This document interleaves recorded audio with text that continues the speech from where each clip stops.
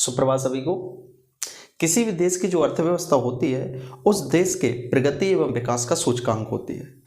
इसी संदर्भ में हम देखेंगे कि एक ऐसा अंतर्राष्ट्रीय संगठन जिसे G20 कहा गया, एक ऐसा अंतर्राष्ट्रीय संगठन जो वैश्विक स्तर पर आर्थिक मुद्दों को विश्व पटल पर प्रस्तुत करने के लिए निर्मित किया गया, स्थापित किया गया। जो G20 का शिखर सम्मेलन है उसकी CWG की बैठक है वो खजुराहो में आयोजित की गई है। सांस्कृतिक कार्य समूह की जो बैठक हुई है वो खजुराहो में आयोजित की गई है, खजुराहो अर्थात छतरपुर के क्षेत्र में, बुंदेलखंड में। और इस बैठक का उद्देश्य यही है कि 2030 तक सांस्कृतिक संपदा की तस्करी को रोका जाए। और आपने देखा होगा कि भारत से जितने भी विदेशी आए हैं, आक्रमणकारी आए हैं, उन्होंने लूटने का प्रयास किया है, यहाँ से धरोहरों को, विरासतों को अपने साथ लूट कर ले गए हैं। तो हमने देखा है कि हाल ही में बलुआ पत्थर से निर्मित खजुराहो मंदिर से एक मूर्ति चोरी हुई थी जो कनाडा में पाई गई है। और कनाडा के राष्ट्रपति द्वारा जब प्रधानमंत्री नरेंद्र मोदी जी का कनाडा का दौरा हुआ था तो 2015 में उसे वापस किया गया था। और जो कि मूर्ति कौन थी? पैरेट लेडी के नाम से इस मूर्ति को कनाडा के राष्ट्रपति द्वारा वापस किया गया था। तो जो CWG की बैठक हुई है खजुराहो में, उसका प्रमुख उद्देश्य यही है कि 2030 तक जितनी भी सांस्कृतिक संपदा हैं उनकी तस्करी को रोका जाए। चलिए देखते हैं, थोड़ा सा खजुराहो के बारे में जरूर देखेंगे क्योंकि ये तो मध्य प्रदेश की पर्यटन नगरी है, पर्यटन स्थल है मध्य प्रदेश का। इसे मध्य प्रदेश की पर्यटन स्थली भी कहा जाता है। खजुराहो जो कि चंदेल शासकों की राजधानी भी रहा है और खजुराहो जिसका प्राचीन समय खजूर वाहक के रूप में विवरण मिलता है। जब हम इतिहास में पढ़ेंगे, अभी जब मध्यकाल के बारे में पढ़ेंगे तो उसमें चंदेल शासकों के बारे में पढ़ेंगे तो उसमें जरूर खजुराहो का उल्लेख आएगा। जो खजुराहो है इसको 1986 में यूनेस्को की विश्व धरोहर सूची में शामिल किया गया है। अब इस बात को समझिए, कुछ ऐतिहासिक स्थल होते हैं जिन्हें विश्व धरोहर सूची में शामिल किया जाता है एक अंतर्राष्ट्रीय संगठन द्वारा जिसका नाम है यूनेस्को। यूनाइटेड नेशन का संयुक्त राष्ट्र संघ का एक निकाय है यूनेस्को, जिसका फुल फॉर्म है संयुक्त राष्ट्र शैक्षिक, वैज्ञानिक और सांस्कृतिक संगठन, United Nation Educational, Scientific and Cultural Organization, जिसकी स्थापना हुई थी 1945 में। और इसका जो मुख्यालय है वो है पेरिस, फ्रांस में। ठीक है, पेरिस, फ्रांस में।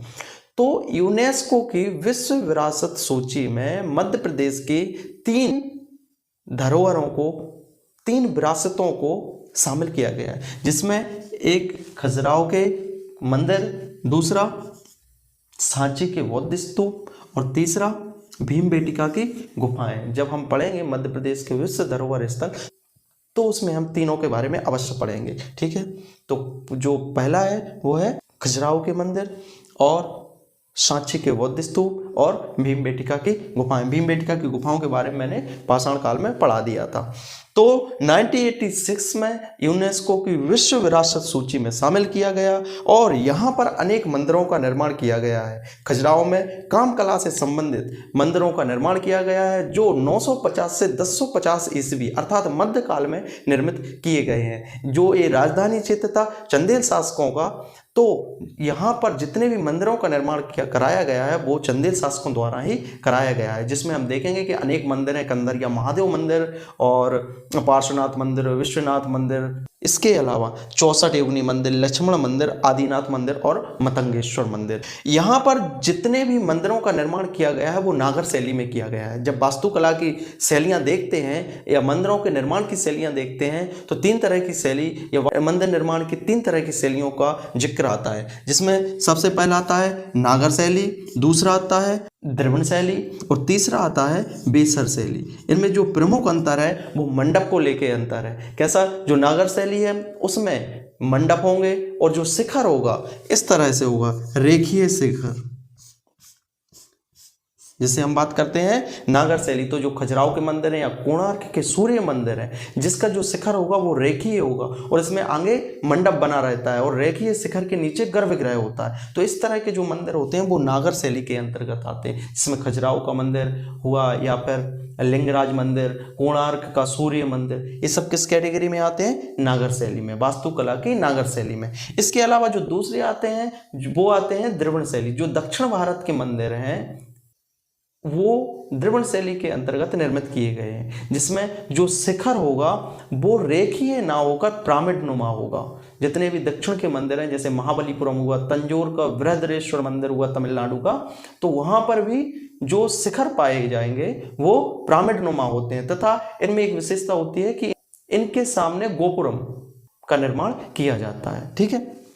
जो तीसरा है वेसर शैली, जो दक्कन पठार वाला क्षेत्र है, जो दक्कनी क्षेत्र है, वहां पर जितने भी मंदिरों का निर्माण किया गया है, जिसमें एलोरा का मंदिर है, तो एलोरा के मंदिरों का निर्माण में नागर शैली एवं द्रविड़ शैली दोनों का जो मिश्रित रूप देखा जाता है वो वेसर शैली में देखा जाता है।